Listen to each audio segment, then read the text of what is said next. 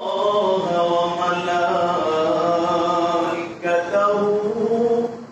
يصلون على النبي يا أيها الذين آمنوا صلوا عليه وسلموا تسليما اللهم صل على سيدنا محمد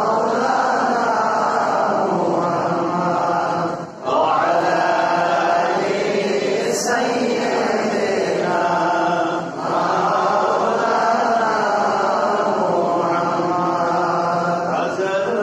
হাজার মানুষ ছিল সেদিন নবী মোদের জীবনা হাজার হাজার মানুষ ছিল সেদিন নবী মোদের জীবনা তাইফবাসী মারল পাথর নিষেধ কেউ মুসল্লি ভাইরা আমার পুরা কোরআনের ভিতরে 80 থেকে 82 জায়গার ভিতরে নামাজের কথা এসেছে এবং 32 জায়গার ভিতরে যাকাতের কথা এসেছে। যেখানে নামাজের কথা এসেছে সেখানে যাকাতের কথাও পাশাপাশি বলে দেওয়া হয়েছে। কোরআনের ভিতরে সর্বাধিক সবচেয়ে ইম্পর্টেন্ট আমল যে নামাজ এবং যাকাত, পুরা কোরআনের ভিতরে সবচেয়ে বেশি, এজন্যই নামাজের ব্যাপারে আল্লাহ তাআলা উল্লেখ করেছেন। এরপরেই যাকাতের স্থান। নামাজ এবং যাকাত যে কত ইম্পর্টেন্ট আল্লাহ রাসূল সাল্লাল্লাহু আলাইহি ওয়াসাল্লাম হাদিসের ভিতরে বলেছেন, বুনিয়াল ইসলাম আলা খামসিন শাহাদাতি আল্লা ইলাহা ইল্লাল্লাহু ওয়া আন্না মুহাম্মাদান আবদুহু ওয়া রাসূলুহু ওয়া ইকামিস সালাতি ওয়া ইতাইস যাকাতি ওয়াল হজ্জি ওয়া সাওমি রমাদান।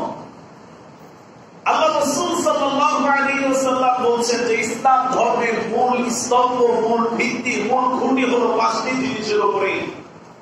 এক নম্বর হলো ঈমান, যে আমি সাক্ষ্য দিচ্ছি আল্লাহ ছাড়া কোনো মাবুদ নাই। আমি আরো সাক্ষ্য দিচ্ছি হযরত মুহাম্মদ সাল্লাল্লাহু আলাইহি ওয়াসাল্লাম আল্লাহর বান্দা এবং রাসূল। ওয়া ইকামিস সালাহ, এবং নামাজ প্রতিষ্ঠা করতে হবে। ওয়া ইতাইস যাকাত, এবং যাকাত প্রদান করতে হবে। ওয়াল হজ্জি ওয়া সাওমি রমাদান, হজ এবং রমজানের রোজা। এই 5টা মৌলিক বিষয় হলো ইসলামের মূল স্তম্ভ, ভিত্তি এবং খুঁটি। তাহলে ঈমানের পরে নামাজের কথা এসেছে, এরপরে যাকাতের কথা এসেছে, এরপরে হজের কথা এসেছে, এরপরে রমজানের রোজার কথা এসেছে। একটু চিন্তা করে দেখেন, ইসলামের মূল স্তম্ভ 5টি। 1 নম্বরে ঈমানের পরে নামাজের, তারপরে যাকাতের বিধান, এরপরে হজ, এরপরে হলো রমজানের রোজা। এর থেকে গুরুত্বপূর্ণ ভাবে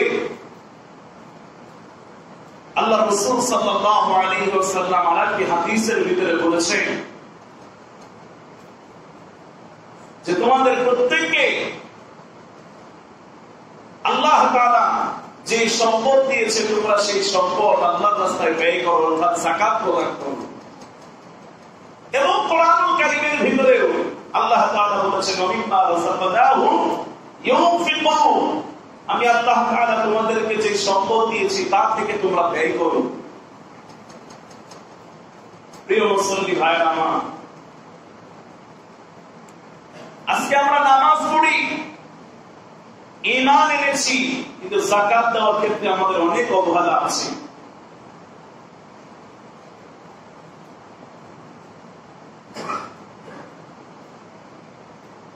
একজন মালিক যদি তার কর্মচারীকে বলে ম্যানেজারকে বলে অথবা ক্যাশিয়ারকে বলে যে আমি 2 লক্ষ টাকা দিলাম, তুমি আমার সমস্ত ফ্যাক্টরি কর্মচারীদেরকে দিয়ে দিবে।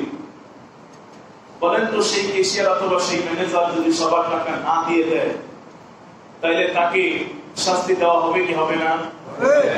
শাস্তি দেওয়া হবে। কারণ তাকে টাকা দেওয়া হয়েছে সব মানুষকে বন্টন করে দেওয়ার জন্য। আসলে এই টাকাটা তো ওই ম্যানেজার ওই ক্যাশিয়ারকে দেওয়া হয়নি, সমস্ত কর্মচারীদেরকে বন্টন করতে দেওয়া হয়েছে। ঠিক পৃথিবীর প্রতিটা মানুষের কাছে আল্লাহ তাআলা সম্পদ দিয়েছেন। এই সম্পদ আল্লাহ তাআলা আমাকে আপনাকে দিয়েছেন, আর এই সম্পদ থেকে আল্লাহ তাআলা ব্যয় করতে বলেছেন, আল্লাহ তাআলা যাকাত প্রদান করতে বলেছেন। আমরা মনে করি যে আমার বুদ্ধিতে আমার চালাকিতে আমি অনেক টাকা পয়সার মালিক হয়েছি। না, আল্লাহ তাআলা যদি না দেন, কোন বান্দা হাজার চেষ্টা করেও টাকা পয়সার মালিক হতে পারবে না। যদি শক্তি দিয়ে মানুষ টাকা কামাই করতে পারত, তারা যারা কুস্তিগীর আছে, যুদ্ধের জন্য যখন সাহাবারা চলে যাইতেন, আল্লাহ নবী সাল্লাল্লাহু আলাইহি ওয়াসাল্লাম এই সমস্ত সাহাবাদেরকে বলে দিতেন যে যতক্ষণ পর্যন্ত কাফেরদের সাথে তোমরা মোকাবেলা করবে, যুদ্ধ করবে, যতক্ষণ পর্যন্ত তাদের ভিতরে 1 নাম্বার ঈমানের গুণ দেখবে, 2 নাম্বার হলো নামাজের গুণ যাদের ভিতরে দেখবে, 3 নাম্বার হলো যারা যাকাত প্রদান করবে। এই 3 গুণ যতক্ষণ পর্যন্ত কোন জাতির মাঝে, কোন বিধর্মীদের মাঝে তোমরা না পাইবা, ততক্ষণ পর্যন্ত তোমরা জিহাদ চলেই দেবে, যুদ্ধ করতেই থাকবা। সাহাবীদের জামাত যুদ্ধের ভিতরে চলে গেছে। ঈমানের দৌলত লাগবে, নামাজের দৌলত লাগবে এবং যাকাত প্রদান করা। এই 3টা আমল যখন কোন সমাজের ভিতরে, কোন জাতির ভিতরে, কোন কাফেরদের ভিতরে ঈমান আনার পরে, এরপরে এই 2টা আমল যাদের ভিতরে পাওয়া যাবে, তাদের সাথে কোনো যুদ্ধ নাই, তাদের সাথে কোনো জিহাদ নাই। আর যাদের ভিতরে এই গুণ না থাকবে, আল্লাহর নবী সবচেয়ে উত্তম। পরে আগে পরে দিলেও কোনো অসুবিধা নাই। সাদকাতুল ফিতর আপনার হচ্ছে 662 গ্রাম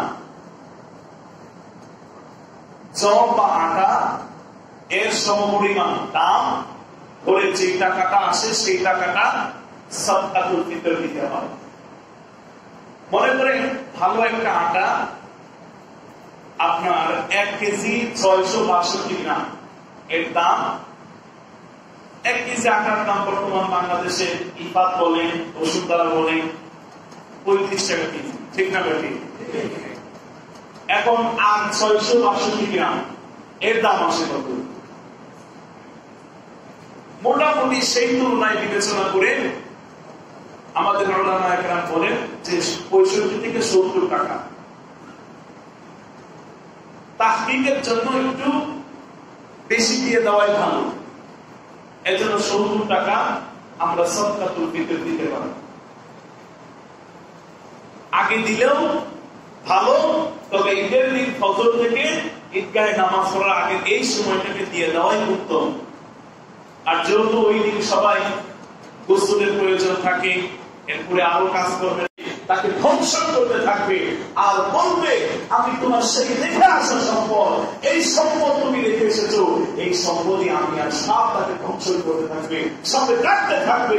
এমনকি কিতাবের ভিতরে এসেছে ওই সাপ তাকে ধ্বংসন করবে আর বলবে আমি তোমার রেখে আসা সম্পদ। প্রিয় মুসলিম ভাইরা আমার, এবার চিন্তা করে দেখেন আমাদের যাকাত আদায় করেন কতই কম। যেন আমরা যাকাত দেওয়ার উপযুক্ত যারা আছি যাকাত সঠিকভাবে দেব তো ইনশাআল্লাহ? সবাই দেব তো ইনশাআল্লাহ? এরপরে সাদকাতুল ফিতর, নাবালেগ বাচ্চাদের জন্য সাদকাতুল ফিতর দিতে হয়, যাকাতের ক্ষেত্রে তা নয়। সাদকাতুল ফিতর স্ত্রী যদি নিজেই উপযুক্ত হয়, স্ত্রী সাদকাতুল ফিতর স্ত্রী নিজেই দিয়ে দিবে। নাবালক সন্তানাদি যারা আছে সবার সাদকাতুল ফিতর আদায় করতে হবে, বাবার পক্ষে এটা জরুরি।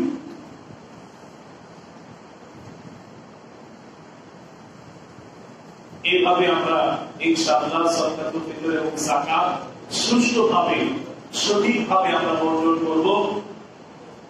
এবং যাদের অনেকে ব্যাংকে অথবা আপনি এমন লোকের কাছে টাকা পান, অনেকের গাড়ি আছে, মালের 1 বছর তার কাছে অতিক্রম করেছে, এরকম নিসাব পরিমাণ সম্পদের মালিক যারা হবে তাদের জন্য যাকাত আল্লাহ তাআলা ফরজ করে দিয়েছে।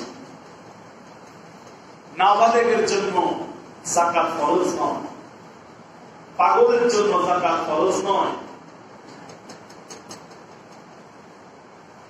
এখন বলতে পারে যে নিসাব পরিমাণ সম্পদ কতটুকু? নিসাব পরিমাণ সম্পদ হলো একটা মানুষের কাছে 52.5 তোলা রূপা অথবা 7.5 ভরি স্বর্ণ, এই পরিমাণ যদি কারো কাছে থাকে এবং এটা 1 বছর অতিক্রম করে, 1 বছর তার কাছে থাকে, এরপরে তার উপর যাকাত ফরজ করেছে কে? আল্লাহ তাআলা ফরজ করেছে। প্রশ্ন আসতে পারে, হুজুর আমার তো 7.5 ভরি স্বর্ণ নাই, 52.5 তোলা রূপা নাই, আপনার কাছে কিছু স্বর্ণ আছে, কিছু রৌপ্য আছে এবং কিছু টাকা পয়সা আছে এবং আপনার কাছে কিছু ব্যবসায়িক পণ্য আছে, মাল আছে, সবটা মিলে যদি দেখেন যে রূপার সমপরিমাণ অথবা স্বর্ণের সমপরিমাণ, যদি সবটা মিলে দেখেন যে এই পরিমাণ হয়, তাইলেও আপনার উপরে যাকাত ফরজ। শিক্ষাগত যোগ্যতা দিয়ে যদি মানুষ টাকা পয়সা বেশি উপার্জন করতে পারত, তাইলে বাংলাদেশের যত বড় বড় ডিগ্রিধারী শিক্ষিত আছে তারাই শুধু টাকা পয়সার মালিক হইত, কোন অশিক্ষিত টাকা পয়সার মালিক হতে পারত না। কথা বলেন ঠিক না?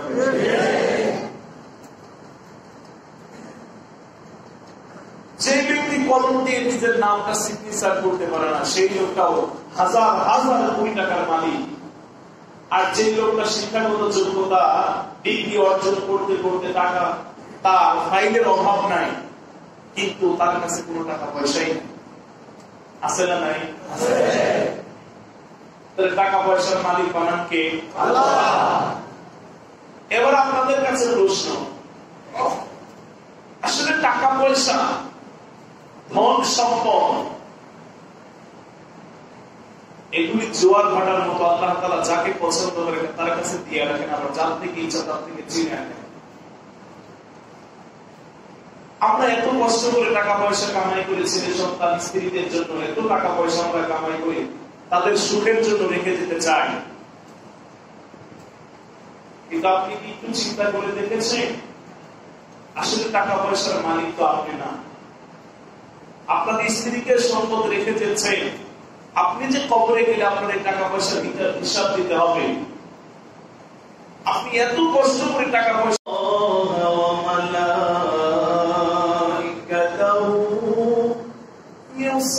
يصلون على النبي يا أيها الذين آمنوا صلوا عليه وسلموا تسليما اللهم صل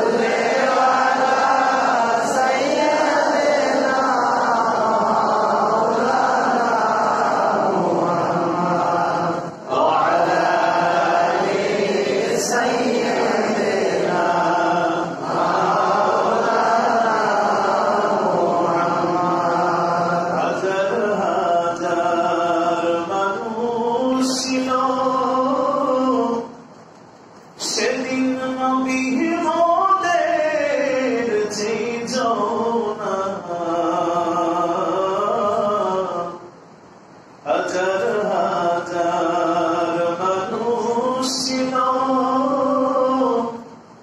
সেদিন নবী মোদের ছিল না, তাইফবাসী মারল পাথর, নিষেধ কেউ